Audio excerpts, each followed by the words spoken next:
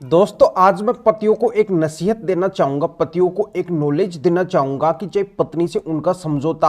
हो या फिर ना हो, पर उनको ये बड़ी गलती भूल कर भी नहीं करनी है। अगर ये गलती पति कर देते हैं तो उनको जिंदगी भर रोना पड़ेगा, इसके सिवाय उनके हाथ कुछ भी नहीं लगने वाला है और इसी वजह से पतियों को परेशानियों का सामना करना पड़ता है। तो बहुत ही महत्वपूर्ण वीडियो है, ऐसी जानकारी आपको हर जगह पे नहीं मिलेगी और हर कोई ये जानकारी आपको देगा भी नहीं, पर इस वीडियो के अंदर आपके काम की बात होने वाली है, आपके फायदे की बात होने वाली है। इसलिए आपको वीडियो को बिल्कुल अंत तक देखना है, कहीं से भी स्किप नहीं करना है, क्योंकि फिर कई लोगों के वीडियो के कमेंट बॉक्स के अंदर कमेंट आते हैं कि सर इसके अंदर क्या होगा, हमें क्या करना चाहिए। अगर वो आज ही पूरी वीडियो को देख लेते हैं इसको, तो उनको ये कमेंट बॉक्स के अंदर कुछ पूछने की जरूरत ही नहीं पड़ेगी, उनकी पूरी जानकारी अच्छे से समझ में आ जाएगी। तो बिल्कुल अंत तक बने रहना है और इस चैनल को अभी तक सब्सक्राइब नहीं करे हैं तो सब्सक्राइब भी कर दीजिए और साथ में बेल आइकन को भी दबा दीजिए। तो चलिए शुरू करते हैं।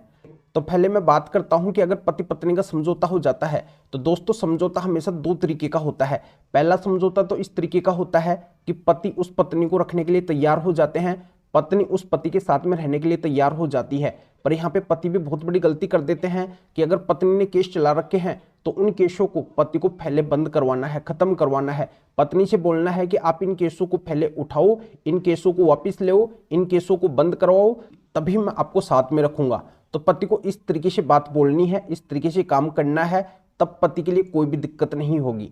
और दूसरा समझौता इस तरीके का भी होता है कि दोनों पति पत्नी समझौता करके आपसी सहमति से तलाक लेके अलग होना चाहते हैं, वो दोनों साथ में नहीं रहना चाहते हैं। तो ऐसे में भी पति बहुत बड़ी गलती कर देते हैं। अगर पत्नी ने केस कर रखे हैं तो पहले पति को ये बोलना है कि इन सारे केसों को आप वापस ले, इनको बंद करवाओ, इनको खत्म करवाओ, तभी अपने म्यूचुअल डाइवोर्स यानी कि आपसी सहमति से तलाक लेंगे। और इस समझौते के अंदर अगर पैसे की बात होती है, पत्नी को अगर पति को कुछ देना है अमाउंट, तो अमाउंट भी पति को कोर्ट के अंदर देना है, म्यूचुअल डाइवोर्स के केस के अंदर देना है और फाइनल मोशन के अंदर देना है, यानी कि अंतिम जो डेट होगी म्यूचुअल डाइवोर्स की उसके अंदर कोर्ट के अंदर देना है। तो इससे पति को कोई भी किसी भी तरीके की दिक्कत नहीं आएगी। तो ये तो बात हुई समझौते की। अगर समझौता नाम दोनों का हो जाता है तब ये पति को करना है। अब सबसे मेन बात ये आती है कि अगर मानो कि पति पत्नी के बीच में समझौते की कोई भी बात नहीं होती है, तो पति पत्नी का समझौता नहीं होने की स्थिति के अंदर जो पत्नी ने पति के ऊपर जितने भी केस चला रखे हैं, तो पति का लक्ष्य होना चाहिए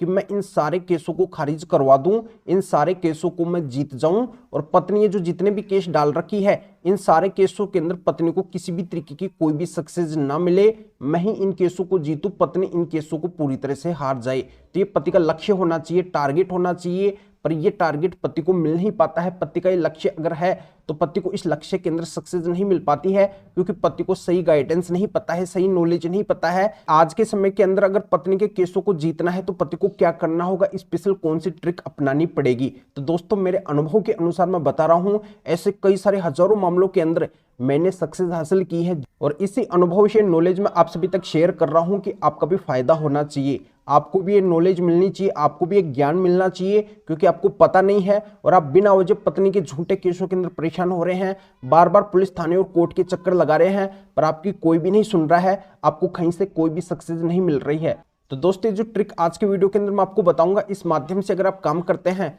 इन सारे केसों को आप अपनी मुट्ठी के अंदर कर लेंगे, पत्नी बैकफुट के ऊपर आ जाएगी। चाहे पत्नी ने आपके ऊपर आईपीसी 498 बीएनएस 85 या फिर डीपी एक्ट के सेक्शन 3 या 4 या फिर फाल्स डोरी केस यानी कि झूठा दहेज का केस डाल रखा हो, तो ऐसे में आपको क्या करना है कि ऐसा जो भी केस जहां पे भी चल रहा है, जिस भी कोने के अंदर चल रहा है, देश के किसी भी कोने के अंदर किसी भी कोर्ट के अंदर चल रहा है, पुलिस थाने या फिर कोर्ट कहीं पे भी चल रहा है, तो वहां पे आपको क्या करना है कि माननीय सुप्रीम कोर्ट के स्पेशल 10 जजमेंट लगाने हैं और इन 10 जजमेंट को लगा के आपको वहां पे थोड़ा कन्विंस करना है। बस इसी से आपको सक्सेस मिल जाएगी, ज्यादा कुछ आपको करने की जरूरत नहीं है, क्योंकि एक शॉर्ट के अंदर मैं जानकारी आपको अच्छे से समझा दिया हूं। बस इसी बात को ध्यान में रखो कि आपके ऊपर अगर आईपीसी 498 का केस है, बीएनएस 85 का है, डीपी एक्ट के सेक्शन 3 या 4 का है या फिर फाल्स डोरी केस यानी कि झूठा दहेज का केस है, तो उसके अंदर आपको माननीय सुप्रीम कोर्ट के 10 जजमेंट्स लगाने हैं। बस यही आपकी ट्रिक है, इसी से आपको सक्सेस मिलेगी। दूसरा मैं आपको बताना चाहता हूं कि अगर पत्नी ने आपके ऊपर मेंटेनेंस यानी कि भरण पोषण का केस कर रखा है और वो कोई सा भी केस है,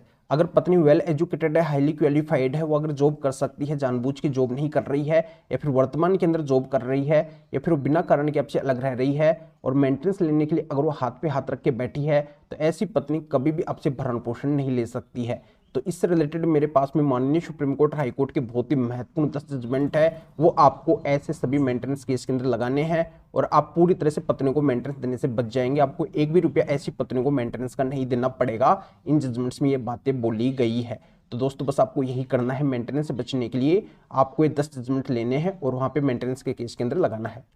अगर पत्नी ने आपके ऊपर झूठा डीवी डोमेस्टिक वायलेंस की घरेलू हिंसा का केस कर रखा है और पत्नी के साथ में अगर डीवी डोमेस्टिक वायलेंस की घरेलू हिंसा हुई नहीं है, तो ऐसे में अगर इस केस को आपको खारिज करवाना है तो इस केस से रिलेटेड भी मेरे पास में माननीय सुप्रीम कोर्ट, हाई कोर्ट और डिस्ट्रिक्ट कोर्ट के बहुत ही महत्वपूर्ण टॉप सेलेक्ट किए हुए 4 जजमेंट हैं। इन 4 जजमेंट को आप ले जाके डीवी के केस के अंदर लगा देना, थोड़ा कोर्ट को कन्विंस कर देना। बस इसी से डीवी केस पूरी तरह से आपके ऊपर से जड़ से खत्म हो जाएगा, खारिज हो जाएगा। इस केस के अंदर आपको परेशान नहीं होना पड़ेगा। अब मैं आपको बताना चाहता हूं कि अगर पति के द्वारा एक तरफा तलाक का केस फाइल किया जाता है क्यूरलिटी ग्राउंड के आधार पे और पति को अगर एक तरफा तलाक नहीं मिल रहा है और मिलता भी नहीं है जल्दी से पति को, तो मैं बताना चाहता हूं कि पति को उस एक तरफा तलाक के केस के अंदर भी माननीय सुप्रीम कोर्ट के स्पेशल 6 जजमेंट लगाने हैं। इनको एक तरफा तलाक के केस के अंदर लगाने से कोर्ट को थोड़ा कन्विंस करने से बड़ी आसानी से एक तरफा तलाक मिल जाता है, ज्यादा पति को परेशान नहीं होना पड़ता है। तो दोस्तों जानकारी आपके अच्छे से समझ में आ गई होगी। अगर आप आईपीसी 498 बीएनएस 85 डीपी एक्ट के सेक्शन 3 या 4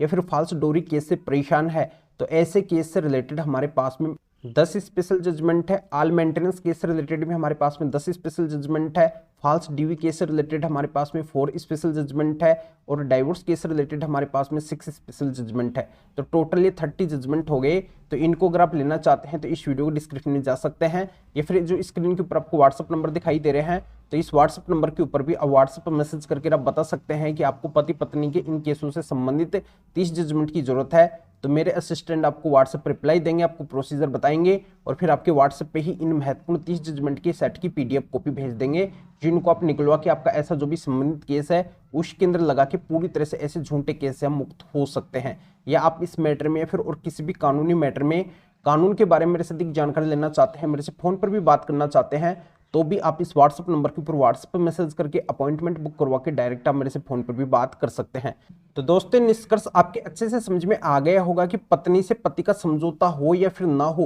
पर पति को क्या करना है कि पत्नी के जो भी केस चल रहे हैं उनको नहीं चलने देना है। अगर समझौता होता है तब भी उन केसों को बंद करवाना है, वापस करवाना है, या फिर समझौता नहीं भी होता है तो उन केसों को खत्म करवाना है, पूरी तरह से खारिज करवाना है, उन केसों को अपने ऊपर नहीं चलने देना है। तो दोस्तों मैंने आपको सारी जानकारी बता दी है। इस वीडियो को आप लाइक भी करें और शेयर भी करें, जो उन लोगों को भी इस कानूनी प्रोसीजर का पता चल सके, वो भी अवेयर हो सके और वो भी इस तरीके से फायदा उठा सके। तो फिर आगे मिलेंगे आपसे न्यू टॉपिक के साथ में। आप सभी का बहुत बहुत धन्यवाद।